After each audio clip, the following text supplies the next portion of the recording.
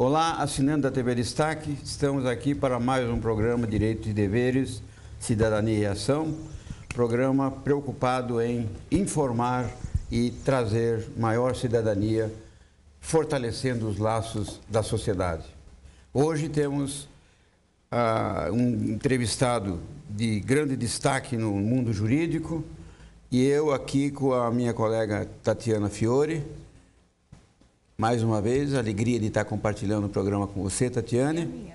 E você, então, vai nos apresentar o entrevistado, que eu tenho certeza que vai trazer grandes informações para o assinante da TV Destaque. É uma imensa alegria partilhar com o senhor novamente o programa Direitos e Deveres, Cidadania e Ação, principalmente recebendo hoje o doutor Anis Kfouri. Ele que é advogado, sócio do escritório Kfouri, atua na área empresarial e tributária. Ele é mestre em Direito Político e Econômico pela Universidade Mackenzie, especialista em Gestão Estratégica de Impostos com aperfeiçoamento em Contabilidade. Ele é autor de livros, palestrante, professor, conselheiro da Ordem dos Advogados do Estado de São Paulo. Seja bem-vindo, doutor Anis. É uma grata satisfação tê-lo conosco no programa de hoje. A satisfação é minha. Muito bem. Com vocês. Doutor Anis, na verdade, a especialidade e o tema que nós vamos hoje discutir para trazer informações ao nosso telespectador é sobre a área tributária, né? No qual você é um especialista e é uma área que interessa a todo mundo. Mas eu gostaria, antes de fazer uma pergunta, porque ela é muito própria, nesse mês de agosto que nós estamos comemorando o mês do advogado, né? A OAB sempre se posicionando como uma instituição em defesa da sociedade, onde a gente pugna por transparência. E eu soube que existe uma proposta dentro do Conselho Estadual da OAB, feita por você, no sentido de tornar essa transparência efetiva. O que acontece dentro da OAB? Nas reuniões do Conselho Estadual, é um conselho formado, acho que por 180 conselheiros, se não me engano.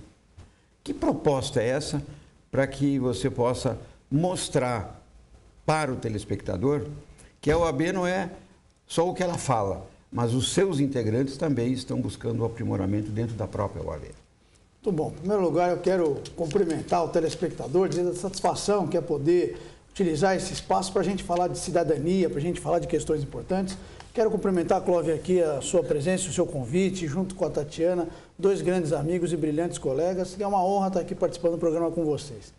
Agradeço o convite e essa questão realmente é muito relevante. Foi uma questão que eu apresentei, eu estou na OAB, Clóvis, desde a década de 90. Eu comecei ainda jovem advogado e aí fui exercendo alguns cargos e atualmente exerço a função de conselheiro estadual efetivo. E eu acho que a gente, como instituição, tem deixado a desejar para a sociedade. E eu acho que para os colegas advogados, nós precisamos fazer mais. Essa é a minha posição como conselheiro, tenho defendido. Eu acho que é importante a gente ter essa posição que é em prol daquilo que a gente representa, que são os nossos colegas que têm uma dificuldade muito grande, Clóvis, no dia a dia. Eu viajo muito o Estado e eu vejo que o advogado na ponta, ele sente a OAB muito distante dele. E é uma grande realidade. Eu tenho dito muito isso no Conselho. E a sociedade também perdeu muito esse contato. A OAB, a base dela é a sociedade e é o advogado. E nós perdemos muito esse elo de ligação. Nós perdemos muito esse contato. E eu acho que é importante essa participação. E eu propus, dentre várias propostas no Conselho, a proposta para que as sessões do Conselho sejam transmitidas pela internet. Você pega um exemplo, o colega advogado que está no interior, que está no litoral, Andradina, 600 quilômetros de São Paulo, todas as deliberações do Conselho que tomaram, ou que não participaram, ou que aprovaram sem debater, o advogado não sabe. E essas decisões afetam a vida de todo mundo que está lá na ponta, lá no fórum. E essa pessoa não recebe essa informação. Quando recebe, pode receber ela parcial, pode receber ela com erro de comunicação. Então, quando nós falamos de uma entidade como a OAB, que prega a transparência, nós precisamos mostrar como são tomadas as deliberações. Para você ter uma noção, nós aprovamos um orçamento, eu voltei contrário, o orçamento da OAB deste ano, o orçamento de 250 milhões, com superávit de 25 milhões, foi aprovado em 10 minutos. E faltou informação. Eu, como conselheiro que atuo na área tributária, não me senti confortável com as informações que foram prestadas. Fiz várias solicitações de documentos com relação ao dinheiro que é seu, que é meu, que é do nosso colega advogado, que tem uma dificuldade muito imensa para pagar e ele não sabe como que é votado o recurso dele. E você veja que muitas vezes o advogado ele tem uma necessidade lá na ponta financeira, uma dificuldade financeira muito grande, a nossa entidade com superávit de milhões e a gente com proposta para beneficiar este colega mais necessitado e muitas vezes não existe isso.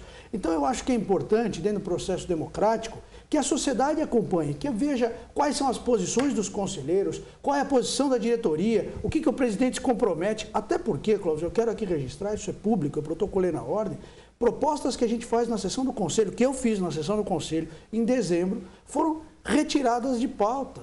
E no momento da votação da pauta, eu consignei, falei, olha, a proposta apresentada verbalmente, diretamente com a presença do presidente da entidade, não consta na pauta, de maneira que a ata deveria ser retirada de votação para retificação.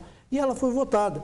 Então, o que eu acho que é importante é que, independente de qualquer coisa, quanto mais nós abrirmos a transparência, se a questão é de opiniões e a divergência é salutar e a troca de ideias, o debate é muito rico, mas é importante que o advogado conheça seus representantes. Portanto, eu acho que essa medida, infelizmente, até hoje não tive retorno, já foi protocolada há meses, aliás, como várias propostas que a gente tem apresentado, não tive retorno, mas eu acho, e isso vocês cumprem um papel fundamental aqui no programa, porque quando vocês trazem alguém para levar informação à sociedade, quando você traz alguém para poder debater temas que são relevantes, que são polêmicos, você traz ao cidadão a possibilidade dele refletir. E isso é muito importante, porque é assim que a gente constrói. É isso aí.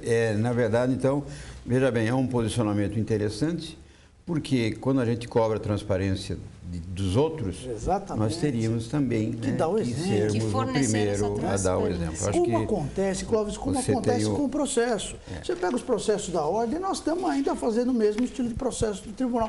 Nós precisamos trazer aquele espírito jovem. A OAB, quando foi criada, quando foi instituída, ela tinha um espírito da jovialidade. Quer dizer o quê? Na verdade, o advogado combativo, o advogado lutando por ideais. E se nós pregamos, nós precisamos fazer isso em casa. Acho que isso é muito importante. É isso aí. Falando, então, em questão orçamentária, em transparência e aproveitando o gancho da nossa entidade de classe, vamos trazer um pouco para a nossa sociedade, na nossa realidade. O que você acha a respeito da política tributária brasileira? Pensando em questão de carga tributária, já que nós falamos dos nossos tributos na nossa entidade de classe, falando nos tributos agora dos serviços prestados em face de outros países. Pensando assim, nós estamos sustentando os detentores do poder? Se nós pensarmos que nós temos hoje, são 32 partidos políticos ou legendas, nós estamos falando em 39 ministérios aproximadamente, com 110 mil... não é? Comissionados, e a população começa a colocar culpas dos nossos tributos em coisas mínimas. É um exemplo que eu posso trazer, até puxando a brasa para a sardinha que eu atuo, que é a questão previdenciária. O Bolsa Família eles colocam como 2%, né, de toda essa questão tributária, e a gente coloca ele como se fosse o máximo. Como que você vê essa questão dessa carga tributária? Você vê como as mulheres são boas de pergunta. A pergunta é bem interessante, porque ela traz uma reflexão muito importante. Primeiro, como que funciona a carga tributária hoje no Brasil? Você tem dois modelos, basicamente, que dá para a gente comparar. Nos Estados Unidos, a carga tributária é um pouco menor, mas, em compensação, o Estado não te dá nada e estimula você a consumir. É um modelo capitalista. Então, o Estado diz, olha, você gaste e abate do seu imposto de renda. No modelo europeu, as alíquotas, nominalmente, chegam a ser superiores à do Brasil. Mas, em compensação, o Estado fornece tudo. Então, você tem saúde, você tem segurança, você tem toda a infraestrutura. De maneira que a sua renda, na verdade, é para o seu gasto pessoal, para o seu lazer. O Brasil, então, o serviço público no modelo europeu, ele fornece tudo. Ele tem uma tendência de fornecer muito mais, em compensação, ele cobra mais. No modelo americano, ele cobra menos, mas não fornece. O Brasil pegou o pior dos dois. Ele cobra como modelo europeu e presta um serviço péssimo. Então, a carga tributária do Brasil, ela não é nominalmente a maior. Se você pensar em termos de percentuais, tem países que tributam mais. Mas se você pensar no que você paga, no que recebe, no custo total, o Brasil tem a maior carga tributária do país. Então, o que nós temos? Quando nós falamos em política tributária, sua pergunta versus política tributária é dizer quem vai pagar a conta por qual serviço. E a grande questão é que nós adotamos um modelo federalista. Então, o modelo federalista, nós temos a concentração hoje de impostos na União, a União é a que mais arrecada, nós temos o ICMS, que é um modelo de tributação que é diferente da maioria dos países. A Argentina, por exemplo, tem o IVA, que é o Imposto sobre Valor Agregado. Nos Estados Unidos nós temos o VAT, que é o Value Added Tax, que é um exemplo similar. Na França nós temos a TVA, que é o Taxe sur valeur ajouté, e cada um incide com uma operação mais simplificada. No Brasil nós temos o ICMS com um modelo extremamente complexo. Então o que eu acho com relação à carga tributária é que realmente a carga no Brasil é muito alta. E ela é muito alta e muitas vezes o cidadão ele tem um esforço hercúleo para pagar o seu tributo. E tem um estudo que é a curva de Laffer, que foi um economista americano que chama Arthur Laffer, que ele diz o seguinte: quando você reduz a carga tributária, a tendência das pessoas é vir para a formalidade. E quanto mais eu tributo, a tendência é da sonegação. Então, o que nós temos hoje? Um controle, um combate à corrupção, um combate à sonegação com meio de cruzamentos eletrônicos de dados e tudo mais, que ampliou a base de contribuintes, mas a carga tributária não aumentou. Se me permite, eu acho que o grande ponto, e é o que eu tenho defendido há muitos anos, é a devolução do serviço público de qualidade. Em 2006, eu fui presidente de uma comissão que eu idealizei na OAB e eu apresentei para o então presidente Durso, que era a Comissão de Fiscalização da Qualidade do Serviço Público. Por quê? Porque nós pagamos muitos tributos e o fisco e o Estado nos cobra. Se você passa o farol, o Estado te multa. Se você não entrega uma declaração, você recolhe a multa. Agora, quando o Estado não cumpre nada, nós não fiscalizamos e não temos como cobrá-lo. E aí, quando eu propus essa comissão, a comissão foi criada e eu criei a comissão, a Blitz da Cidadania da OAB, que era um objetivo exatamente de cobrar do poder público, que nos cobra muito, que pagamos caro, para devolver serviço de qualidade. E o que era essa Blitz da Cidadania? Nós íamos com um grupo de advogados, voluntários, advogados e advogadas. Vou dar um exemplo. Nós fomos num hospital público grande, na Zona Norte, 20 colegas advogados, descemos no estacionamento. O pessoal está acostumado a ver ou gente de branco, ou a pessoa mais simples que vai ao hospital, de repente todo mundo de terno, e aí vieram os seguranças e falaram, mas quem são os senhores? Eu falei, a Blitz da Cidadania da OAB. E o que a gente fazia? A gente perguntava com os usuários do serviço público qual era a dificuldade que ele estava tendo, se o atendimento estava bom, quanto tempo ele estava na fila, se o atendimento estava sendo satisfatório. Tinha um monitoramento completo de avaliação e isso, em 10 minutos, nós estávamos na diretoria. A diretoria queria ouvir o que estava acontecendo. Mas os senhores estão aqui? Eu falei, Blitz da OAB. Nós estamos querendo avaliar o serviço, não para criticar, independente do governo, A, B ou C, federal, estadual, municipal, porque nós pagamos tributos. Então, a ideia é ouvir e usar a força que a ordem tem para também fazer um canal de comunicação. Porque o usuário do serviço público é uma pessoa. Ele sozinho, ele vai reclamar para quem? Ele, às vezes, não tem um canal. Para você ter uma noção, a própria ouvidoria que tem em todo o Estado, muitas vezes o cidadão desconhece. Então, o que era a ideia? Trazer toda essa voz da sociedade por meio da OAB, que a gente poderia cobrar as autoridades. Isso dá um resultado. Infelizmente, esse trabalho foi extinto, mas eu acho que isso é fundamental ser retornado. Por quê? Porque a gente paga muita carga tributária. Eu tenho certeza que se as pessoas pagarem a devolução desse imposto voltar, se você não tiver que pagar seguro, escola, plano de saúde, blá, blá, blá, aí a carga tributária não é alta. Mas pagar quase 33%, um terço da renda de carga tributária e depois ter um monte de custo, não sobra nada no final do mês. Posso só fazer uma colocação, doutor Clóvis? Eu acredito que é muito desconhecimento de fato, principalmente agora no tocante à saúde.